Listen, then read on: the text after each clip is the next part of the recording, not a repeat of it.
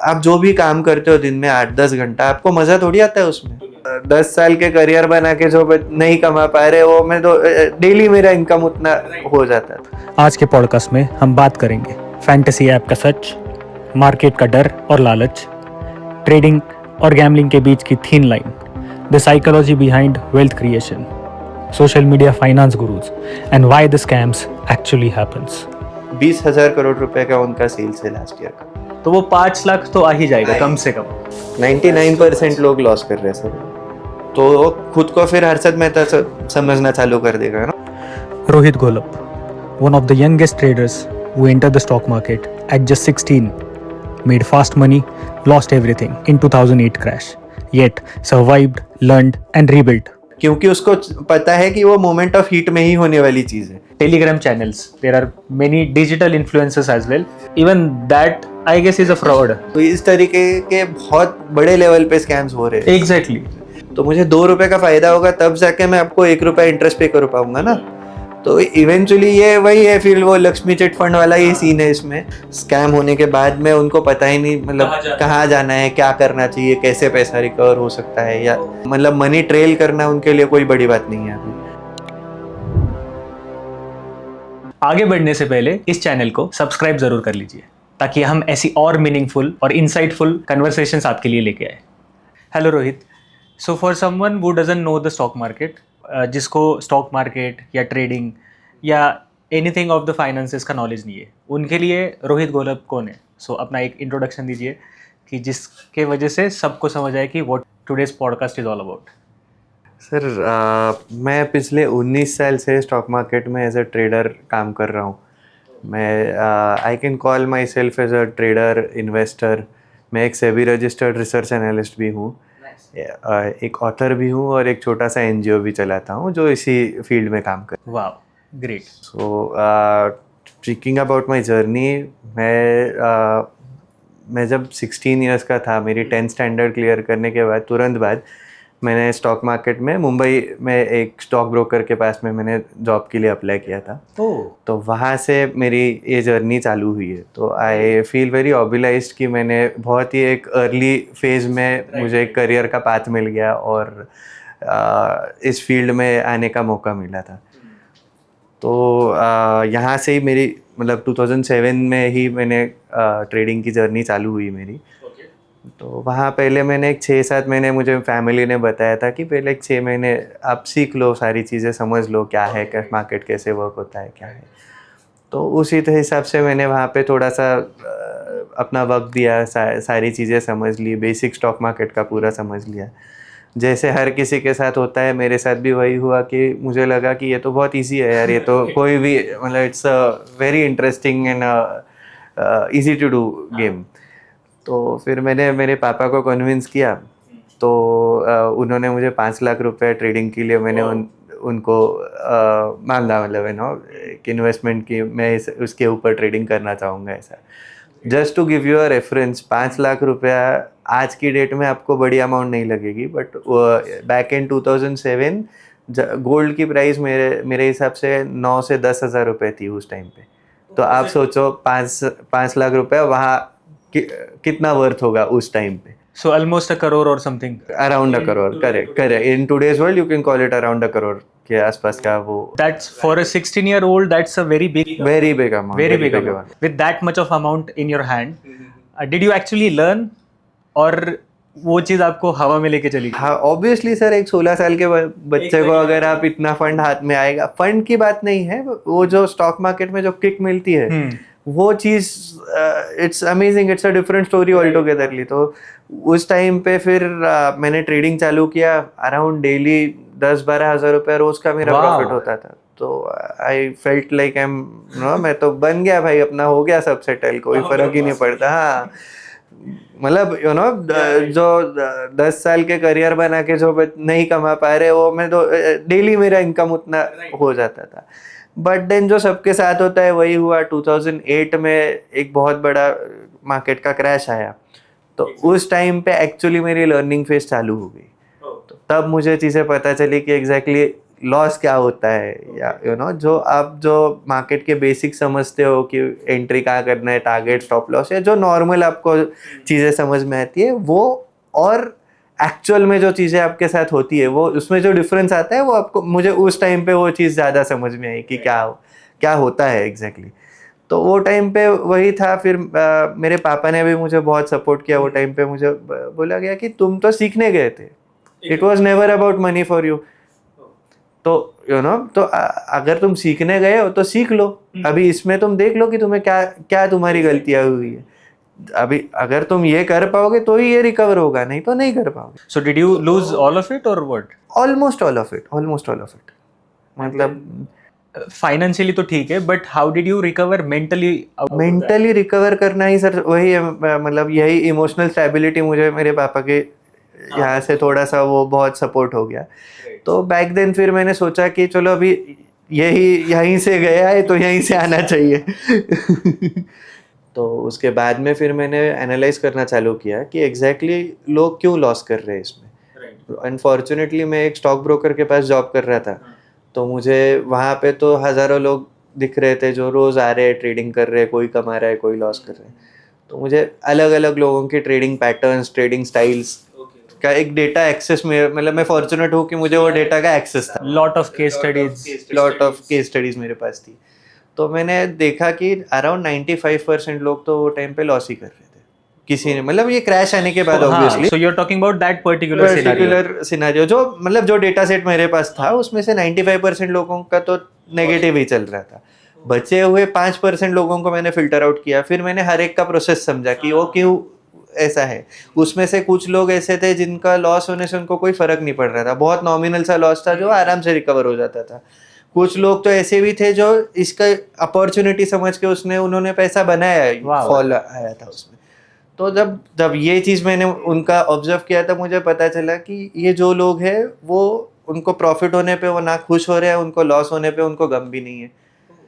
उनका जो डिसिप्लिन है, उनके जो पैटर्न्स है, वो इतने कंसिस्टेंटली काम कर रहे हैं कि they were more than expecting this things, कि ये तो होना ही है, आज नहीं तो कल ये चीज़ तो लाइफ में होनी ही है। तो they always had a plan for it.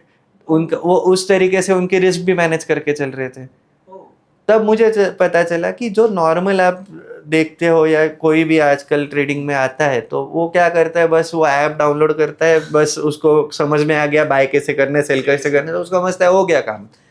But actual journey तो ऐसी है नहीं, वो बहुत ही अलग लेवल से चालू हो जाती है। If you want to do it professionally, it's a very tough and a challenging thing to handle. So a very general question to start with, what is the biggest reason normal common Indian man loses the money in stock market? Sir आप अगर data देखोगे तो आज की date में आप कोई भी ब्रोकर का ऐप लॉगिन करो, सेबी ने ये मैंडेट किया है कि वो बताता है कि F&O ट्रेडिंग में जो देर आर, मतलब 99% लोग लॉस कर रहे हैं आज की डेट में। 99% people are there who end up losing money. And do we have any data of how many of them are doing the trade? Rough data? ऐसा डेटा रफ ये है नहीं, बट आप अगर डीमेट अकाउंट्स की बात करोगे तो रफली अराउंड देयर आर 12 करोड़ के आसपास के डीमेट अकाउंट्स है अभी। सो आउट ऑफ 12 करोड़ रफली 99% लोग लॉस कर रहे हैं सर। मैं इन लोगों की बात कर रहा हूँ जो F&O में ट्रेडिंग करना चाह रहे हैं। तो बेसिकली सर क्या है ना, स्टॉक मार्केट में गैम्बलिंग और बिजनेस, इन दोनों में एक बहुत ही थिन लाइन है। आप अगर उसको उस तरीके से देखोगे, ये 99% लोग लॉस क्यों कर रहे हैं? क्योंकि वो कोई ज़्यादा नॉलेज लेके नहीं आ रहे, वो कुछ उनके पास कुछ ये है नहीं, बस एक नॉर्मल सीख लिया बेसिक सा, कोई यूट्यूब पे कोई एक आध दूसरा कोर्स कर लिया, दूसरे दिन वो ऐप डाल के तुरंत ये करना चालू कर जाता है। तो it is more of a gambling thing, right? मैं इसको ना एक दूसरे एग्जाम्पल की तरह से आपको समझाना चाहूँगा। इसमें आप ये समझो कि इफ़ यू ट्राई टू, एक आप कार चलाना सीख रहे हो तो आपको कितना टाइम लगेगा? 10 days 15 days। चलो मैं बोलता हूँ क्लास वास लगा लिया आपने, थोड़ा पेशेंटली भी काम किया, 3 महीने लगेंगे, उससे ज़्यादा तो नहीं लगेंगे तो एवरीथिंग, मतलब पूरे प्रोसेस में। तो अगर मैं तीसरे महीने में आपको उठा के डायरेक्टली फार्मूला 1 ट्रैक पे डाल दूँ और हाथ में फेरारी दे दूँ, तो आप कंट्रोल कर पाएंगे उस चीज़ को? तो सर यही होता है स्टॉक मार्केट में। हियर मतलब एक नॉर्मल बिजनेस, ट्रेडिंग का बिजनेस और स्टॉक ट्रेडिंग का बिजनेस एग्जैक्टली सेम है। आप एक चीज़ खरीद रहे हो, उससे बड़े हुए दाम में बेच रहे हो, but the speed here is so high कि you should be emotionally physically risk wise आपके कैपिटल के हिसाब से आप उसके कैपेबल इनफ होने चाहिए उस चीज़ को झेलने के लिए। गाड़ी चलाना एक चीज़ है और गाड़ी 300 किलोमीटर के स्पीड से चलाना एक अलग चीज़ है। तो you need a different skill set for that. आप ऐसे ही उठ के गाड़ी 300 से भगाओगे तो एक्सीडेंट होना ही है, फिर लॉस होगा ही होगा, क्यों नहीं होगा? ऑफ कोर्स होना ही है, that's inevitable. Okay, so now that you have talked about the gambling, I just want to ask you something. Most of the people say stock market is a gamble. Many of them say, but there are many of the people who says कि stock market is wealth creation. Stock market is the a step to the financial freedom. So there has to be a thin line between gambling and the trading, or gambling and the investing. So वही तो सबसे बड़ा दिक्कत, मतलब you know problem है। Issue ये है कि गैम्बलिंग इसको आप तब कहोगे जब आप उसके स्पीड के साथ छेड़ोगे। आप अगर इसको पैसिव इनकम के तौर पे देख रहे हो या फिर एक वेल्थ जनरेशन के हिसाब से देख रहे हो, तो buy good stocks, hold it for a longer period. आप घर खरीदते हो, आप सोना खरीदते हो, वैसे स्टॉक खरीदो ना, तो ऑटोमेटिकली आपको पैसा बनेगा। वेल्थ जनरेशन उस तरीके से होती है। बट आप अगर ये एक्सपेक्टेशन लेके मार्केट में आओगे कि मैं 10,000 रुपये इन्वेस्ट करता हूँ और मुझे रोज के 2,000 रुपये चाहिए, तो 10,000 जाएंगे, फिर और कुछ नहीं होगा। दिन का 20%। हाँ, तो 25 दिन में पैसा डबल होता नहीं है, ऐसा कुछ है। ये चीज़ है, मतलब मैं ये चीज़ बोल रहा हूँ, but at the same time आपको कहीं ऐसे स्क्रीनशॉट्स मिल जाएंगे, कहीं ऐसे डेटा सेट्स मिल जाएंगे जहाँ पे लोग दिखाएंगे कि मैंने 2:05 पे एक कॉल खरीद लिया 10 रुपए का और वो 3:30 बजे 100 रुपए हो गया।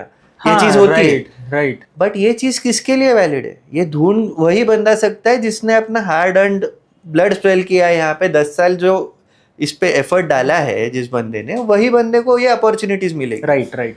आप नॉर्मली अगर ऐसे ही तुक्का लगा के जाओगे तो may be you can win, may be. तो जब ये मे बी आ जाता है, इसका मतलब गैम्बलिंग है।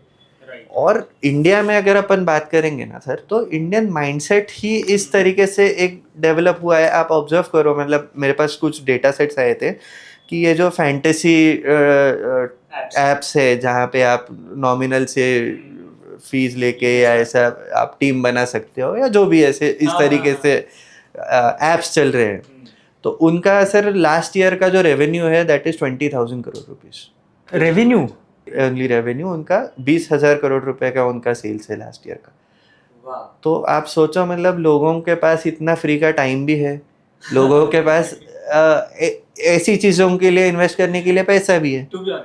तो मतलब यही चीज़ वही, अगर आप 500,000 रुपये अगर आप वहाँ पे जो स्पेंड करते हो, उससे वही पैसों से आप अगर कुछ खरीद लोगे, कोई अच्छा स्टॉक खरीद लोगे, किसी, चलो आपको रिस्क कैपिटल है ना, आपको ये 1,000 रुपया गया तो आपको चलने वाला है, राइट? एग्जैक्टली। तो किसी स्टार्टअप में वो पैसा इन्वेस्ट करो, एटलीस्ट वो स्टार्टअप फाउंडर को एक रिस्क कैपिटल मिलेगा। वो चीज़ तो कोई करता नहीं है। वो बेचारा स्टार्टअप कैपिटल वाला तो दर बदर भटक रहा है, उसको कैपिटल चाहिए, उसको ये चाहिए, उसके पास भी तो रिस्क है। बट आप वो फैंटेसी ट्रेडिंग करोगे, आप एफएनओ ट्रेडिंग की अगर अपन बात करेंगे तो सर एफएनओ ट्रेडिंग में लास्ट ईयर कुछ 1,25,000 करोड़ रुपए का लॉस है लोगों का, इन टोटल में बात करें तो। आप सोचो ये लेवल का पैसा लोग गंवा रहे हैं मार्केट में, और ये सारा गैम्बलिंग करके गंवा रहे हैं। तो यही पैसा अगर आप थोड़ा सा सिस्टमेटिकली किसी एक्सपर्ट्स को पूछ के, एक अच्छे फंडामेंटली स्ट्रॉन्ग चार्ट्स में देख के कुछ अगर इन्वेस्ट कर देते थे, जिसको, मतलब मैं ये नहीं कह रहा हूँ कि आपको ट्रेडिंग नहीं करना चाहिए, but your primary agenda should be investing in the stock market. ये जो भी इंस्ट्रूमेंट्स बनाए गए हैं एक्सचेंज से या सेबी से, ये जो भी फाइनेंशियल इंस्ट्रूमेंट्स है, ये सारे एक हेजिंग के हिसाब से या एक इंश्योरेंस के हिसाब से बनाए गए। ये कॉम्प्लेक्स चीज़ें है थोड़ी सी, वो शायद अपन मतलब जो नॉर्मल लोग उसको नहीं समझ पाएंगे, बट ओवर द पीरियड उसका वो गैम्बलिंग वाला इफेक्ट ही लोग यूटिलाइज कर रहे हैं, और उसी के ऊपर वो, मतलब उनको वो किक मिल रही है उस चीज से। Exactly. अभी पैसा डालो, मैंने अभी 1,000 रुपये डाला और मेरे को तुरंत 5,000 रुपया मिल गया, तो वो चीज कर रहे जाओगे तो इट इज गैम्बलिंग। बट अगर उसी को आप एक लॉन्ग टर्म हिसाब से good quality stocks, blue chip stocks, अगर आपको नहीं समझ में आता है मार्केट, आपके पास उतना एक्सेस नहीं है कि आप किसी एक्सपर्ट के पास जाओ या जो भी चीज़ें है, तो आप निफ्टी के 20 खरीद लो, इंडेक्स फंड में इन्वेस्ट करो, उसमें तो नो ब्रेनर। क्योंकि अगर इंडिया के जो टॉप 50 कंपनीज है उनका एक इंडेक्स बनता है जिसे हम निफ्टी 50 बोलते हैं, तो अगर इंडिया के टॉप 50 कंपनीज का उसमें कंट्रीब्यूशन है तो वो खरीद लो ना, उसमें कौन सा दिमाग लगाने वाली बात है, वो तो इजी वाली चीज है, बट लोग ये करना नहीं चाह रहे। So nowadays people the financial influencers, fin influencers जिसको हम बोल सकते हैं, they talk about the division of your money और of your what you can say whatever your savings are, so उसका डिवीजन बोलते हैं कि थोड़ा पैसा इधर डालो, X% इधर डालो, X% उधर डालो।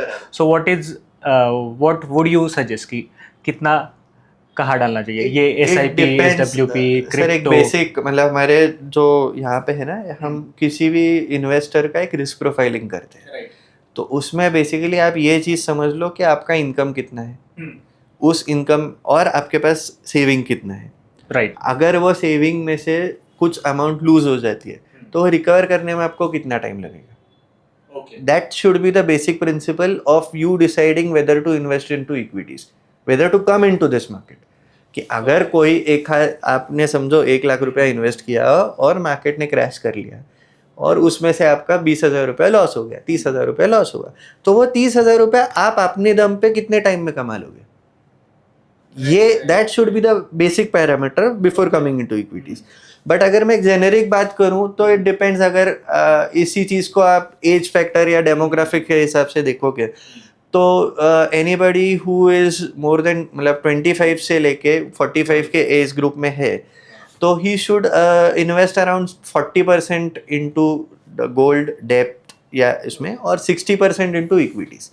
मैं एक जेनेरिक बता रहा हूँ, मतलब उसका उतना रिस्क एपेटाइट होता ही है, मैं वो अज्यूम करके चल रहा हूँ वो चीज़ के कि एक 60% अमाउंट आप अगर इक्विटीज में डालोगे उसमें से भी मेजॉरिटी अमाउंट्स आप लार्ज कैप स्टॉक्स में इन्वेस्ट करोगे और कुछ अमाउंट आप ट्रेडिंग के लिए भी यूज़ करो, वेटेज लगाओ। सपोज आप आपके टोटल पोर्टफोलियो का एक 5% आप करो ना ट्रेडिंग में, कोई इशू नहीं है। ओके, बट वो उतना ही होना चाहिए ताकि वो आप उसको हैंडल कर पाओ। There has to be the discipline, क्योंकि आई फील इमोशनली ड्रिवन बहुत ज़्यादा है अपना मार्केट। वही तो सबसे बड़ी दिक्कत है सर, इमोशन से ही आदमी को ट्रेडिंग में हावी कर देती है एक पॉइंट के बाद में। सपोज सर मैं आपको मतलब किसी भी एक व्यक्ति को मैं अगर बोलूँ कि वो 5,000 रुपये लेके ट्रेडिंग करे तो there is a higher probability कि वो 5,000 के 10,000 बना लेगा, बहुत हाई प्रोबेबिलिटी। इनिशियली हो गया मैंने, और बहुत क्विकली भी बना लेगा वो चीज़। तो क्या होगा जनरली, क्या होता है वो 5,000 कोई भी अगर आएगा फर्स्ट टाइम तो वो नॉमिनल अमाउंट इन्वेस्ट करेगा, 2,000 5,000 वही अमाउंट इन्वेस्ट करेगा, वो 5 के 10 बना लेगा तो वो खुद को फिर हर्षद मेहता समझना चालू कर देगा ना, वो समझ लेगा कि मेरे को तो समझ गया है, crack the code. And then फिर वो क्या करेगा, उसके आगे वो क्या करता है, फिर वो जाके अपना PF तोड़ेगा, FD तोड़ेगा, कहीं जो उसका इन्वेस्टमेंट का जो भी प्लान था उसको ब्रेक करेगा, बड़ा कैपिटल लेके आएगा। अभी वो समझ लो उसने 1 लाख रुपए इन्वेस्ट किया, मतलब किसी के लिए भी एक अमाउंट इंपॉर्टेंट नहीं है बट एक सीरियस अमाउंट उसने इन्वेस्ट कर लिया और उस ट्रेडिंग के दौरान उसका समझ लो लॉस हो गया, तो उसका दिमाग काम करना बंद हो जाएगा वो टाइम पे। मतलब 1,00,000 रुपए का कैपिटल उसका अगर 50,000 हो गया तो वो साइकोलॉजिकली वो मैनेज नहीं कर पाएगा। बट 5,000 में से 2,500 अगर निकल गया तो उसको इतना फर्क नहीं पड़ेगा ना। तो जब 50,000 लॉस दिखता है तब फिर आदमी ना अपने दिमाग इस्तेमाल करना बंद कर देता है और डर ग्रीड एंड फियर वाला सीन है यहाँ पे।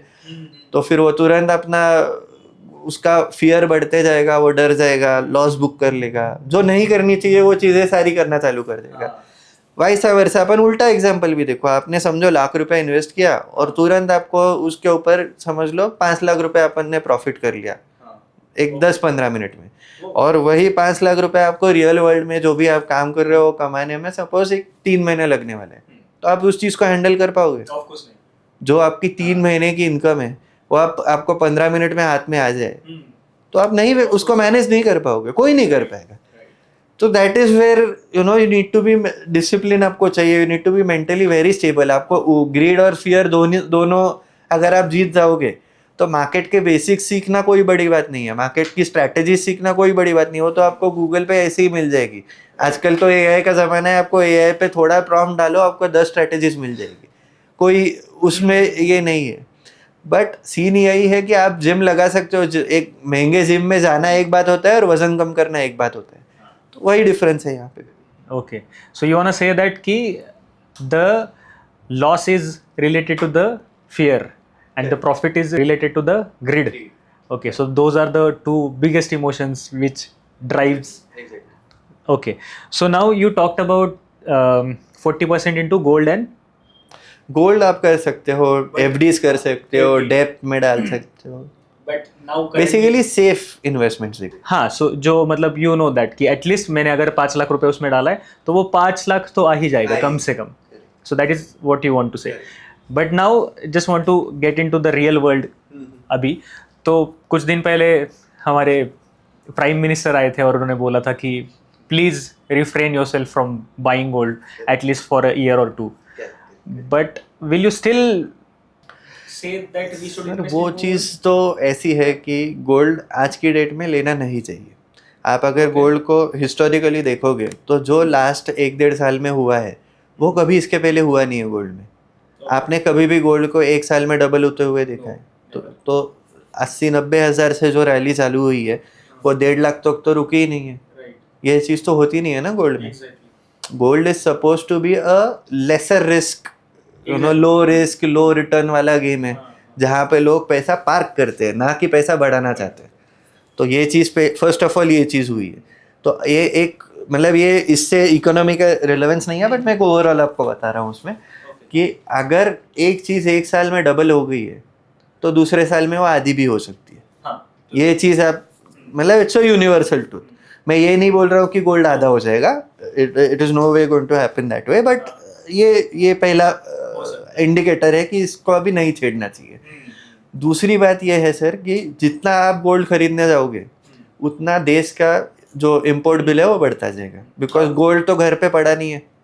And of the day gold import ही हो रहा है। आज की डेट में आप इंडिया का अगर देखोगे तो कुछ 1 से 1.5 टन अपना खुद का प्रोडक्शन है। अभी कुछ माइंस है जो प्रोडक्शन में आ रही है, कुछ न्यूज़ है उसमें, तो वो बढ़ के भी अगर एट द मैक्स वो 2-2.5 टन तक जाएगा पर डे ऑफ मतलब प्रोडक्शन की बात कर रहा हूँ मैं, पर डे नहीं पर ईयर की प्रोडक्शन की बात कर रहा हूँ मैं। और अपना जो कंजम्पशन है गोल्ड का दैट इज 800 टन्स। तो आप सोचो 800 टन अपना डिमांड है और अपने पास मतलब आपके पास 800 रुपये आपको चाहिए और आपके पास सिर्फ 2 रुपये, तो आप ये मैनेज कैसे करोगे? तो हो क्या रहा है, अपन जाते हैं शॉप में सोना खरीद लेते हैं, लेकिन इवेंचुअली वो घूम घूम के आ जाता है कहाँ से, किसी ना किसी देश से हमें सोना खरीदना पड़ता है। उसका जो पेमेंट है वो करना पड़ता है डॉलर में। Oh, end of the day gold is not a productive asset. आप गोल्ड को लेके क्या करोगे? कुछ नहीं कर पाओगे ना उस चीज़ का, वो बस एक रख देना है कबर्ड में। तो वो प्रोडक्टिव एसेट्स के लिए जा ही नहीं रहे, जबकि अपन देश को डॉलर में पेमेंट करना पड़ेगा। Exactly. तो उसी पैसों से वो क्रूड खरीद सकता है, उसी पैसों से दवाई खरीदी जा सकती है, उसी पैसों से टेक्नोलॉजी खरीदी जा सकती है। बट हो ये रहा है कि अपन खरीद रहे हैं गोल्ड जिसके कोई प्रोडक्टिवली कोई यूज ही नहीं है उस चीज़ का। अभी जब आप जितना ज़्यादा आप खरीदने जाओगे बाजार में उतना डॉलर महंगा होते जाएगा। राइट, डिमांड सप्लाई वाला बेसिक लॉजिक है। हाँ, तो जब डॉलर महंगा होगा तो जब जो चीज़ें आप वैसे भी इंपोर्ट करके ला रहे हो वो भी महंगी हो जाएगी।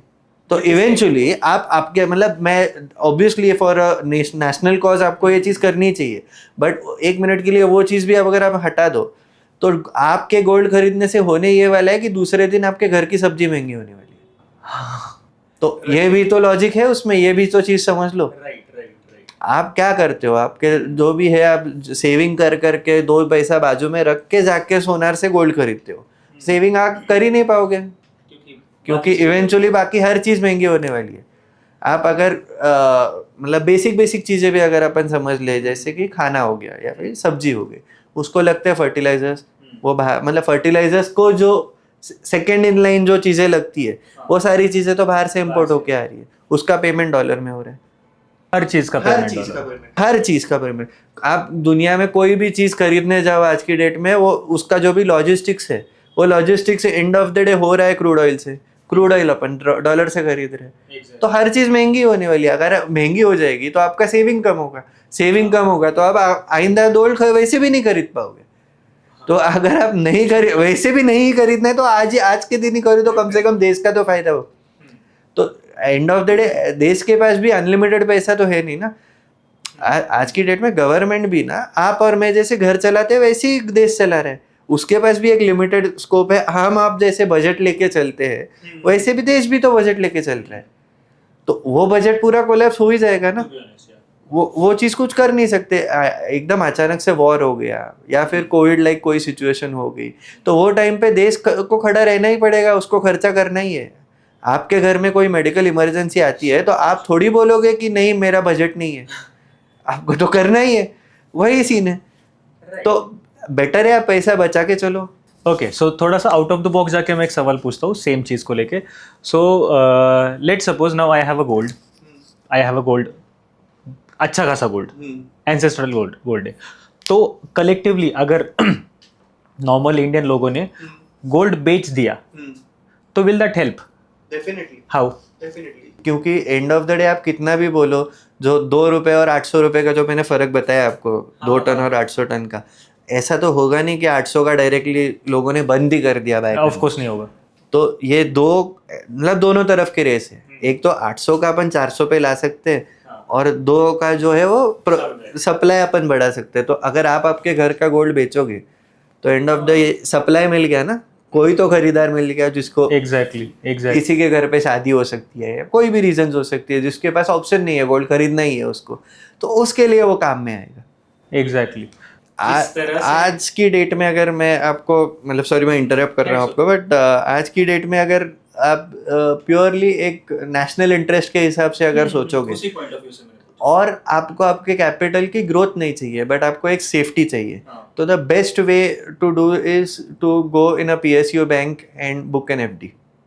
वो आप अगर करोगे तो देश को उस चीज़ का बेनिफिट होगा, क्योंकि जैसे ही डॉलर महंगा होता जाएगा वैसा इवेंचुअली उसका असर इंटरेस्ट रेट्स पे पड़ता है। तो जो कॉर्पोरेट्स है जिनको लोन चाहिए एक्चुअल में कोई सेटअप करने के लिए, किसी को डैम बनाना है, कुछ इंफ्रास्ट्रक्चर डेवलप करना है, कोई भी बिजनेस करना है जो रियल वर्ल्ड में लोगों के काम में आने वाली चीज़ है, तो वो जाएगा लोन लेने जाएगा। तब उसको अगर आप FDs में वो पैसा डालोगे तो उसको वो लोन सस्ता मिलेगा।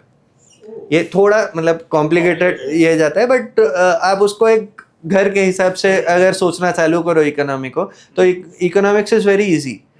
बस उसको आप रियल वर्ल्ड में अप्लाई करने की कोशिश करो, आपको समझ में आएगा कि आप अगर लेट सपोज मेरे पापा मेरे को पॉकेट मनी देते एंड मैंने मेरा पॉकेट मनी मम्मी के पास रखा है, बराबर, एंड घर में कुछ आया, पापा ने बोला मम्मी को कि तेरे पास कुछ पड़ा है क्या, तो मम्मी ने मेरा पॉकेट मनी उनको दे दिया। Exactly sir, exactly. So that is the easiest way to understand. वही से very simple. Okay, talking about changes, जब हम अभी घर की बात कर रहे हैं तो I want to ask you some changes questions as well, क्योंकि आजकल मुझे लगता है कि सबसे बड़ा सवाल एक तो फैंटेसी ऐप्स है, दूसरा मुझे लगता है कि आजकल ये मैंने भी पर्सनल लेवल पे बहुत सारी चीज़ें देखी कि there are many Telegram channels, there are many digital influencers as well जो स्कैम करते हैं। तो being an older person and even being a newbie in this market, how do I get myself safe? Basically आप इसको अलग तरीके से थोड़ा सा सोचो, मैं इसका जवाब आपको एक अलग प्रोस्पेक्टिव से देखता हूँ। आप 1 मिनट के लिए उस स्कैमस्टर या वो फ्रॉड करने वाले बंदे के चेहरे पे बैठो, आप ऐसे सोचो कि अभी मुझे फ्रॉड करना है, तो आप क्या करोगे? तो बेसिकली आप वही चीज़ लेके आओगे जो सामने वाला खरीदेगा, जो सामने वाले का इंटरेस्ट है जिस चीज़ में। अगर मुझे किसी 18 साल के बच्चे के ऊपर स्कैम करना है तो आई वुड रादर मैं उसको कुछ एक अलग तरीके से उसको एक फ्रेंडशिप बनाऊँ, उसके एक गर्लफ्रेंड वाला उसको अप्रोच दे दूँ तो मेरी चीज़ काम बन जाएगा, लव एंगल उसको दे दूँ तो मेरी काम बन जाएगा। बट अगर मुझे किसी पैसे कमाने वाले बंदे को टारगेट करना है तो मेरा सबसे आसान तरीका है उसको पैसे का लालच दूँ। Scheme and of the day आज की डेट में सर हम सब 8-10 घंटे काम कर रहे हैं पैसे कमाने के लिए ना। तो अगर वही पैसे आपको 10 मिनट में घर बैठे मिल जाए तो आप you will fall for it, why not.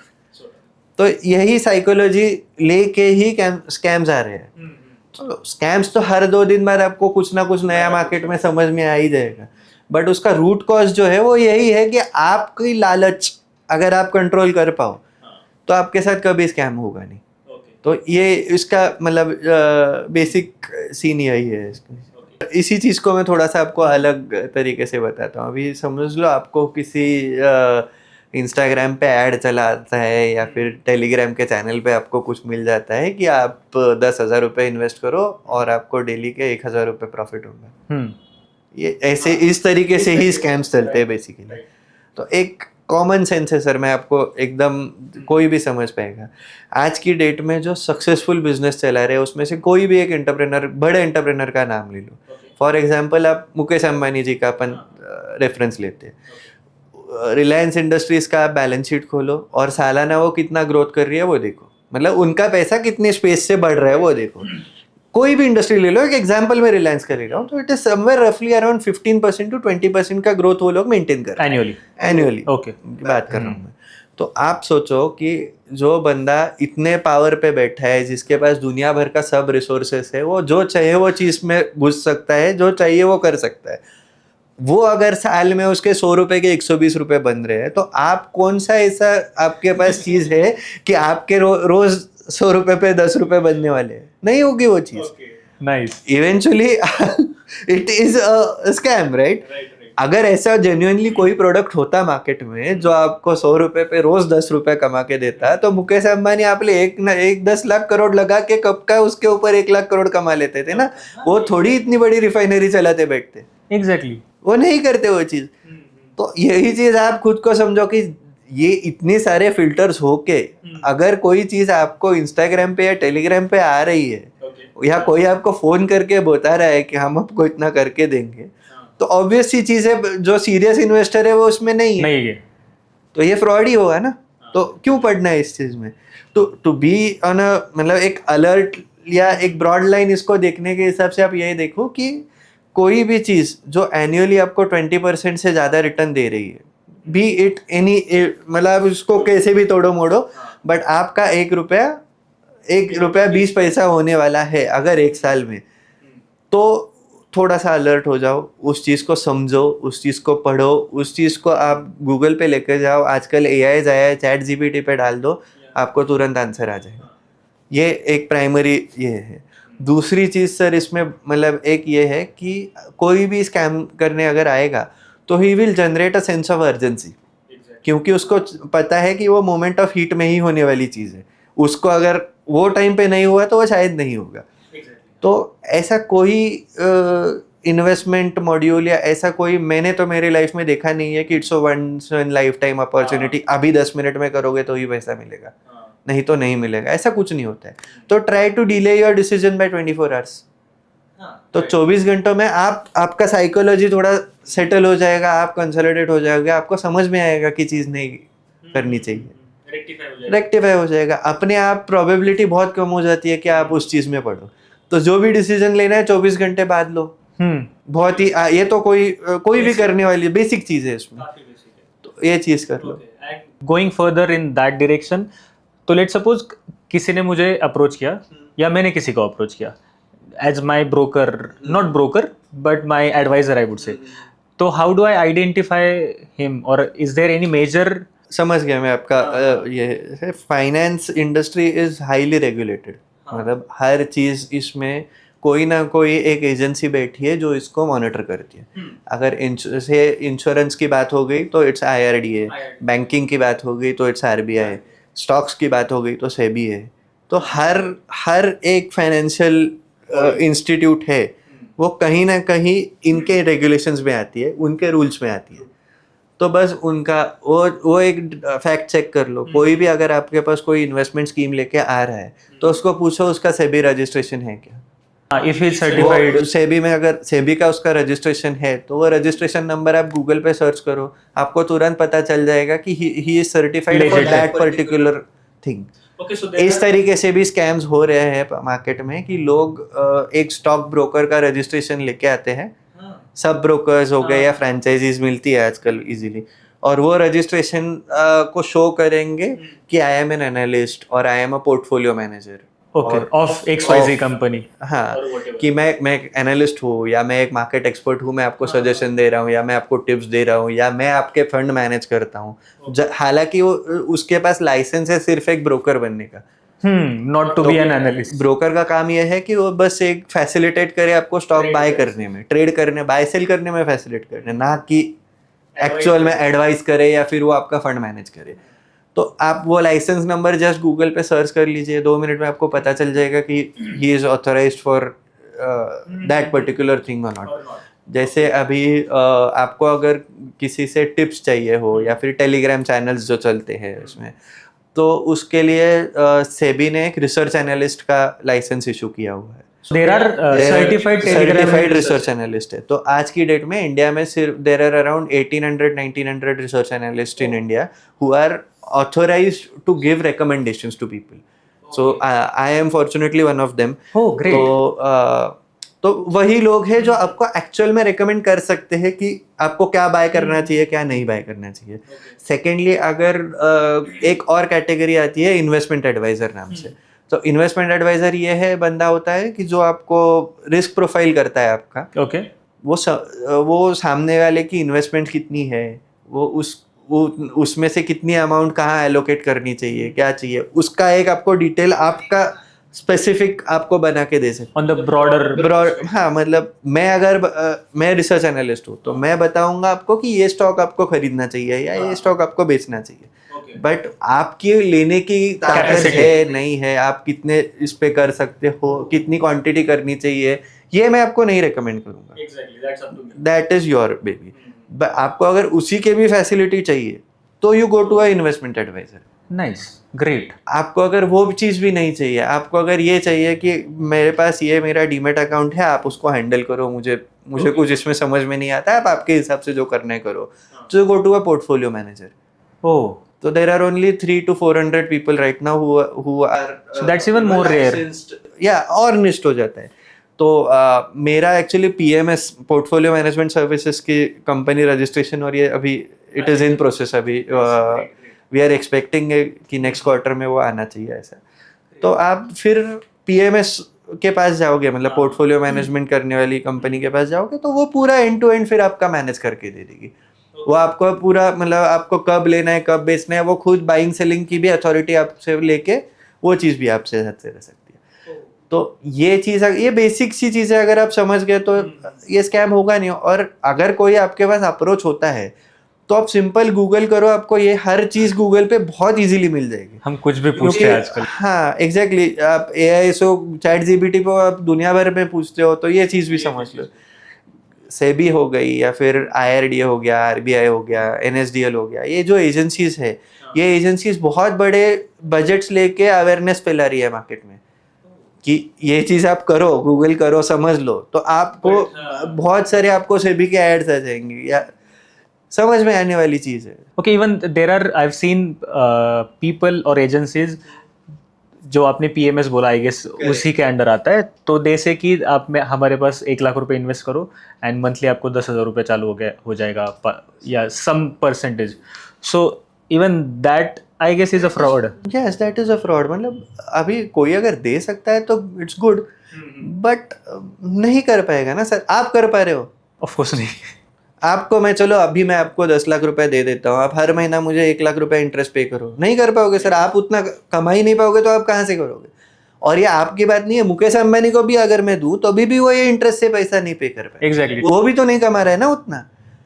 एक बेसिक सी चीज़ है सर, अगर मैं आपसे लोन ले रहा हूँ और उसके ऊपर मैं कुछ बिजनेस एक्टिविटी कर रहा हूँ, तो मुझे 2 रुपये का फायदा होगा, तब जाके मैं आपको 1 रुपया इंटरेस्ट पे कर पाऊंगा ना, नहीं तो मैं क्यों करूँगा? तो सिंपल लॉजिक है, अगर मैं आपको 10% मंथली रिटर्न दे रहा हूँ तो मतलब मुझे तो कम से कम 12%, 15%, 20% कमाना चाहिए। ऐसी कोई जगह आपको लेजिटिमेट दिख रही है आज की डेट में कि जहाँ पे आप मंथली 20% कमा सकते हो विदाउट टेकिंग रिस्क? ये भी मैटर है ना। मैं आपका पैसा 1 महीने में डबल भी करके दे सकता हूँ, लेकिन 1 महीने में 0 भी करके दे सकता हूँ ना। तो ये जो भी ऐसी स्कीम्स आ रही है उसमें तो वो कैपिटल की गारंटी दे देते हैं। ओह, वो तो लिख के ही देते हैं ना आपको, स्टैम्प पेपर पे लिख के देते हैं, पोस्ट डेटेड चेक दे देते हैं, मतलब आपका कैपिटल सेफ है, ये चीज तो वो बोल ही रहे। हाँ, पर फिर वही होता है लक्ष्मी चिट फंड। कहाँ से देगा? तो इवेंचुअली ये वही है, फिर वो लक्ष्मी चिट फंड वाला ही सीन है इसमें। इसकी टोपी उसके सर करते रहते हैं, जितना टाइम चले उतना चले। ओके, सो हाँ, वन मोर थिंग, आपने उस बारे में भी बोला था कि there are certified advisors. So I have heard the news कि चाइना रिसेंटली जो फिनांस इन्फ्लुएंसर्स है उनके ऊपर भी they have the this regulation कि if you are eligible for advising this particular thing, then only you can make the YouTube channel, Instagram channel and all. Do you feel same cheese India में भी होनी चाहिए? India में ये चीज़ already मतलब होनी तो चाहिए ऑब्वियसली, मतलब 100% ये होनी चाहिए, क्योंकि यही हो रहा है सर. आप दुबई जाओ, भाड़े की लैम्बोर्गिनी ले लो. हाँ, एग्जैक्टली माय पॉइंट. और उसमें कुछ हाँ फोटोज और रील चलाओ. दूसरे दिन सामने वाला आपको देख के सोचेगा कि भाई ये तो पढ़ा रहे, चलो अपने को भी अपॉर्चुनिटी दे रहा है तो करते हैं. तो इस तरीके के बहुत बड़े लेवल पे स्कैम्स हो रहे हैं. एग्जैक्टली. तो सेबी इसको लेके बहुत सीरियस हो चुकी है आज की डेट में. आप अगर देखोगे तो बहुत से पेजेस बैन हो चुके हैं. कैसा है, चाइना में डेमोक्रेसी नहीं है, तो इनको क्या है, वो एक रूल पास कर देंगे, दूसरे दिन इम्प्लीमेंट हो जाता है. अपने यहाँ पे it takes time, but yes definitely SEBI is working very hard. और बहुत से फाइनेंशियल इन्फ्लुएंसर्स को या ये चीज़ों को वार्निंग लेटर्स आ चुके हैं, उनके बहुत से वीडियोस डाउन किए गए हैं. बहुत लोगों को आप को बड़ी बड़ी मतलब कुछ आप अगर न्यूज़ करोगे, मैं नाम नहीं लेना चाहता हूँ, बट आप न्यूज़ को थोड़ा सा सर्च करोगे तो बड़े बड़े पेनल्टीज भी चार्ज हो चुके हैं. मतलब अराउंड 500-600 करोड़ रुपए के पेनल्टीज सेबी ने चार्ज करे हैं लोगों को, कि क्योंकि वो उस तरीके से खुद को मार्केट कर रहे थे, उस तरीके से खुद को पोजीशन कर रहे थे. वाह. तो काम तो हो रहा है ग्राउंड लेवल पे, बट इम्प्लीमेंट होने में टाइम लगेगा. But it is in process. Okay, now इस सारे केओस के बीच में if I am someone who wants to get into the market, then how do I self learn? Sir इसमें ना मैं आपको थोड़ा सा आई डोंट नो, हम सोशल मीडिया पे बैठ के ही मैं सोशल मीडिया के बारे में नेगेटिव बोलना सही है या नहीं, बट मोस्टली लोगों का यही हो जाता है कि now people are too much an extent aware कि ऐसा बहुत बड़ा क्राउड है कि जो जेन्युइनली सीख के फिर वो चीज़ करना चाह रहे हैं. तो नेचुरली लोग क्या करते हैं, लोग जाते हैं, गूगल करेंगे, यूट्यूब पे सर्च करेंगे, किसी वैसे वही सोर्स से वो सीखना चाह रहे हैं. बट अगर आप किसी यूट्यूबर को फॉलो कर रहे हो और उसका कंटेंट देख रहे हो, तो पहले फर्स्ट थिंग आपको ये समझ में आनी चाहिए कि वहाँ वो कंटेंट क्यों बना रहा है. आपको यूट्यूब पे ना डोपामाइन मिलता है, नॉलेज नहीं मिलता है. मतलब ये नहीं बोलूंगा कि मैं नॉलेज नहीं मिलता है, but the reason why he is creating that content is to engage people. उसको वो लाइक चाहिए, शेयर चाहिए, सब्सक्राइब चाहिए, वो चीज़ चाहिए, तो वो उसी तरीके से कंटेंट बनेगा ना. सर मैं एक स्टॉक मार्केट का एनालिस्ट दिन भर में क्या काम करता है उसका अगर अभी मैं आपको बताना चालू करूंगा तो लोग वीडियो स्किप कर देंगे, कोई नहीं देखेगा. बट आप ये थंबनेल लगा दो ना कि how I made my 10,000 to 1 crore in 1 year, दुनिया भर के लाइक्स आ जाएंगे. हाँ. तो you know the algorithm works that way. तो बेसिकली लोग आ रहे हैं एंटरटेनमेंट ढूंढने के लिए, डोपामाइन हाइप करने के लिए. आप उस जगह पे जाओगे और नॉलेज सर्च करोगे तो चांसेस आर लेस. मैं ये नहीं बोल रहा हूँ कि हर वीडियो हर चीज़ वही है इसमें, but chances are very less कि आपको जेन्युइन नॉलेज मिल जाएगा. अभी मैं खुद एक 40 बुक्स की सीरीज लिख चुका हूँ जहाँ पे स्टॉक मार्केट के बेसिक्स टू लेके आप एक एडवांस लेवल तक, ट्रेडिंग हो गया या फिर इन्वेस्टिंग हो गया, वो किस तरीके से करना चाहिए उसकी मैं एक मतलब मैंने बुक लिखी हुई है, सीरीज ऑफ बुक्स है.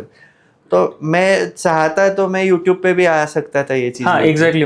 बट यूट्यूब पे मेरी चीज़ बिकती ही नहीं थी, क्योंकि मुझे जिस लोगों के साथ कॉम्पीट करना है वो तो डोपामाइन बेच रहे हैं ना, वो नॉलेज थोड़ी बेच रहे हैं. वो तो उस चीज को ही प्रमोट कर रहे हैं जो सामने वाले को किक दे, सामने वाले को उसको एंगेज करे. और ये जो प्रोसेस है स्टॉक मार्केट के ट्रेडिंग की, इट इज वेरी बोरिंग. मतलब money making is overall money making is boring. आप जो भी काम करते हो दिन में 8-10 घंटा, आपको मजा थोड़ी आता है उसमें, किसी को नहीं आता है. मतलब पैशनेट भी काम करोगे तभी भी there are 1000 things to look after. आपको you know being an artist, आपको पॉडकास्ट बनाने में मजा आता है, बट आपको साइमल्टेनियसली सेल्स देखना है, आपको साइमल्टेनियसली अकाउंट्स भी देखना है, तो आपको थोड़ी अकाउंटिंग करते वक्त मजा आती है? नहीं आएगा. बट आपको करना तो पड़ता ही है ना. तो money making is a boring process. आप उसको वो किक लेके चलोगे तो you will never learn. Short term वो चीज हो पाएगी, बट उससे ज्यादा वो नहीं कर पाओगे उसको. Okay, great. So, just a personal question. Now that you have been in the industry for 20 odd years, so what do you offer personally to your clients, let's say, or to your prospects? मैं basically I am a research analyst. तो मैं कुछ एक model portfolios मेरे design करता हूँ and मैं वो पोर्टफोलियोज लोगों को ऑफर करता हूँ. सेकेंडली मेरा एट दिस स्टेज नाउ मैं मतलब मेरा खुद का तो पोर्टफोलियो इतना स्टेबल है कि आई डोंट नो एक फाइनेंशियल फ्रीडम में वो चीज़ अचीव कर चुका हूँ, तो I don't have to work for money इसमें. तो बेसिकली वही मैं बुक्स पे ही मेरा फोकस है. अभी मैंने बुक्स लॉन्च करी हुई है जहाँ से if you know anyone is interested in genuinely learning making it a career in stock market, तो वो आप बुक्स पढ़ के वहाँ से you can learn. Thirdly, I've started an NGO called SAFE, Securities Awareness and Financial Education, SAFE, SAFE foundation हम लोगों ने रिसेंटली लॉन्च किया हुआ है. तो वहाँ पे हम अवेयरनेस कैंपेन्स लॉन्च करते हैं जिन लोगों के साथ में स्टॉक मार्केट से रिलेटेड कुछ अगर फ्रॉड्स होते हैं, कुछ स्कैम्स हो रहे हैं, तो उनकी हम हेल्प करते हैं. उनको काफ़ी हद तक हम रिसोर्सेज प्रोवाइड करते हैं, क्योंकि लोगों के पास ना स्कैम होने के बाद में उनको पता ही नहीं मतलब कहाँ जाना है, क्या करना चाहिए, कैसे पैसा रिकवर हो सकता है, या क्या चीज़ें करनी चाहिए, what legal options you have, ये सारी चीज़ों का नॉलेज नहीं रहता है. तो हम उनको उस चीज़ में भी फैसिलिटेट करते हैं कि आपको मतलब हमारी एक हेल्पलाइन नंबर है, उस पर आप अगर कॉल करोगे तो हम आपको गाइड कर लेंगे कि एग्जैक्टली आपको क्या करना चाहिए, उस किस स्टेज पे कैसी चीज़ें डील करनी चाहिए. बिकॉज गवर्नमेंट के पास हर चीज़ का मैकेनिज्म रेडी है. We need to approach them. So let's say I have been scammed and I'll approach you. Then what exactly will you help me for? See, we'll understand कि exactly हुआ क्या चीज़ है. तो वो कौन से डोमेन में आ जाता है वो अपन पहले उसके ऊपर ये हो जाएगा कि वो साइबर क्राइम के तरफ ज़्यादा चीज़ जा रही है या फिर वो सेबी के कुछ अंडर आ जाती है. अच्छा. या कई बार ऐसे भी हो जाता है कि वो दोनों जगह पे भी अडेप्ट हो जाती है. तो हम आपको फिर वही सारी इन्फॉर्मेशन दे देंगे. हम आपको हेल्प करेंगे कि अगर साइबर क्राइम आपको फाइल करनी है तो आपको क्या करना पड़ेगा. आपको ऑनलाइन प्रोसेसर है सर, पूरा का पूरा ऑनलाइन प्रोसेस है. मतलब आपको अगर साइबर क्राइम की कंप्लेंट भी लॉन्च करनी है तो वो भी ऑनलाइन हो जाती है. आपको अगर सेबी पे ये करना है तो सेबी का स्कोर्स नाम से एक प्लेटफॉर्म चलता है. अच्छा. इट इज़ फॉर रजिस्टर्ड मतलब अगर किसी रजिस्टर्ड बंदे के ऊपर आपको लगता है कि कुछ गलत हो रहा है, ग्रीवियंस है, तो दैट्स अ मैकेनिज्म वहाँ पे करना है. या फिर आपको अगर स्कोर्स पे वो लिस्टेड नहीं है बंदा तो क्या करना चाहिए, इसके सेबी को आप कैसे अप्रोच कर सकते हो हेल्प करने के लिए. वो चीज़ें हैं. आपके अपने पास फॉर्चुनेटली सर टेक्नोलॉजी इंडिया के पास आज की डेट में बहुत तगड़ी है.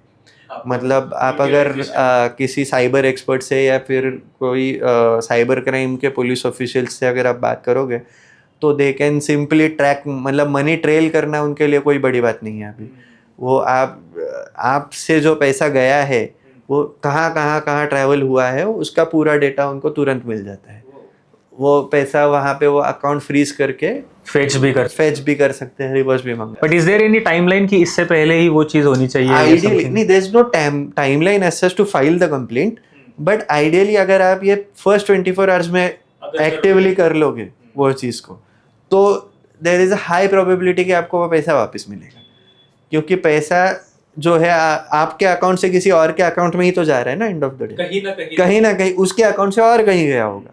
तो वो जहाँ कहाँ भी वो पैसा होगा वो वहाँ से वापस लाने की ताकत गवर्नमेंट रखता है. So one last round. This will be the quickest round. So we'll call it rapid fire. So be quick, be fast for this. So if someone starts investing today, where exactly they should not invest? Crypto. Why? Crypto का कोई base नहीं है. It's हवा है ना sir. क्या है in reality, क्या है उस चीज़ का. ऐसी कोई भी चीज़ में आप इन्वेस्ट करो जो प्रोडक्टिव है, जिसकी एक्चुअल में कुछ इन अ लॉन्गर रन प्रूवन जो ना ये है. मैं ये नहीं बोल रहा लोगों ने अरबों रुपए कमाए हैं क्रिप्टो. एग्जैक्टली. हाँ. बट क्रिप्टोस को कोई बेस नहीं है ना. वो किसी की मर्जी के ऊपर चल रहा है, कोई गवर्नेंस नहीं है. तो उसके हिसाब से कल को अगर किसी का मूड चले, यू नेवर नो किसके पास सबसे ज्यादा आज बिटकॉइंस होल्ड कर रहे हैं. हाँ. उसका अगर कुछ हिल गया खत्म. तो खत्म हो गई बात. बट यही आप अगर वो बिटकॉइन होल्ड करने से अच्छा डॉलर होल्ड करते हो या इंडियन रुपी होल्ड करते हो, तो जैसे गवर्नमेंट ना, there is something which is real, हाँ राइट, उसमें इन्वेस्ट करो. सो सेकंड क्वेश्चन मेरा इससे ही रिलेटेड था. आई फील कि I know the answer already. Crypto investing है या गैम्बलिंग है? गैम्बलिंग है सर, डेफिनेटली गैम्बलिंग है. Okay. Can salary alone make you rich? Definitely not, definitely not. You need, आज की डेट में सर जो इन्फ्लेशन है, जिस लेवल पे अपन जो गवर्नमेंट का इन्फ्लेशन आता है और जो हम रियल वर्ल्ड में इन्फ्लेशन महसूस करते हैं, उसमें ज़मीन आसमान का फ़र्क है. तो वो इन्फ्लेशन अगर आपको मीट करना है तो you need at least 3 to 4 different income sources to mitigate everything. Great. Is EMI the modern slavery? Yes, definitely. जो चीज़ आप नहीं अफोर्ड कर सकते हो, उस चीज़ को आप पाने की कोशिश कर रहे हो लोन लेके, तो डेफिनेटली आपको फ्यूचर का इनकम अगर आपका सिक्योर्ड नहीं है, तो आप फ्यूचर के एक्सपेंसेस को कैसे ये कर सकते हो ना, बुक कर रहे हो already. Okay. So what is the biggest risk? The biggest risk is not taking the risk. Nice, very great. And one last one. Middle class को सबसे ज्यादा हिट क्या करता है? इज इट द इन्फ्लेशन और द फोमो? सर सबसे ज़्यादा तो मेरे ख्याल से लाइफस्टाइल का फोमो ही हिट करता है. आज की डेट में आप किसी भी गांव में जाओ और वहाँ पे देखो, लोग तो 5,000 रुपये में महीना गुजार ही रहे हैं. हमें 5,000 रुपये रोज के भी कम पड़ रहे हैं. To be honest, yes. क्यों? क्योंकि लाइफस्टाइल है, चलानी है मर्सिडीज. तो फिर उस हिसाब से वहाँ से आगे सारी कॉम्प्लिकेशंस चालू हो जाती है. इसमें इशू वही है ना सर, जो गांव में बैठा है, जो महीने का 20-25 हज़ार कमा रहा है, उसका घर 10,000 में अच्छा चल रहा है, उसकी 15,000 सेविंग है, he is financially free. To be honest, yes. क्योंकि वो कर सकता है चीज़ें, उसको जो मन में आए वो कर सकता है. उसको अगर लगे कि मुझे 2 महीना नहीं काम कर रहा है, तो he can sit at home. आप और मैं नहीं कर सकते वो चीज़, क्योंकि हमने जो कल जो कमाने वाले हैं उसका भी खर्चा आज ही करके बैठे. यस. तो इवेंचुअली क्या होगा उस चीज़ का? FOMO. So yeah, thank you so much, Rohit sir. So when I started this, I called you Rohit, but now I feel I should call you Rohit sir. So it was a great honor having you. Thank you so much. Thank you so much. And we'll have more of such series of the podcast. Definitely. मुझे भी बहुत अच्छा लगा आपके यहाँ पे. Okay, we had a really fruitful discussion. Thank you so much. Thank you. Now that you have watched the full podcast, please इस channel को सब्सक्राइब कीजिए and let us know कि हम और क्या बेहतर कर सकते हैं या किस चीज़ के लिए पॉडकास्ट कर सकते हैं, ताकि we can improve with the every podcast. So thank you so much for watching unscripted podcast.